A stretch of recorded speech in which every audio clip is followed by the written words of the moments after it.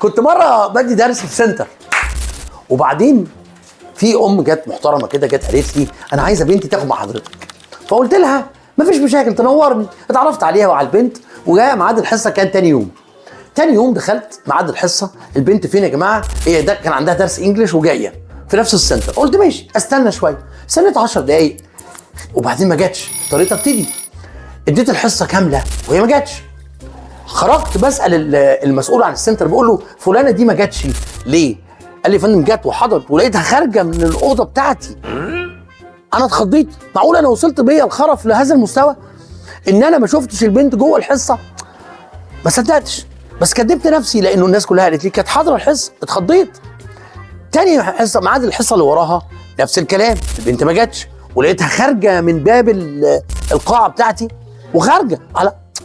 طب مش مكسوف اسالها هو انت حضرتي عشان ما تقولش عليا خلاص كبرت وخرفت. المهم تالت مره بقى قلت لا، كلموني مامتها. ليه يا مستر؟ قلت لهم كلموني مامتها. مامتها جت، الست مخضوضه وانا مخضوض. في وسط الحصه قلت لها بنتك دخلتها معايا، بنتك موجوده هنا؟ قالت لي لا، عشان اطمن ان مش انا اللي متخلف. قلت لها طب استني بقى لحد الحصه ما تخلص. بعد الحصه ما خلصت لقيت بنتها خارجه من الحصه بتاعتي. قلت لها ايه ده بقى؟ فهميني، بنتك دي مين؟ بتختفي بتطير؟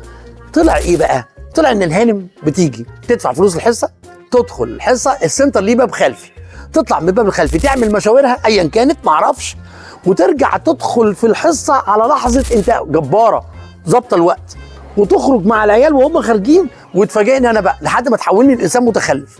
قلت لا. مامتها قالت لها انت كنت فين؟ انت ما كنتيش في الحصه. قلت لها من فضلك خدي بنتك وتحاسبوا بعيد في البيت. المهم ان انا اطمنت على عقلي والحمد لله عدت على خير. دي قصه من حواديت مستر ايمن.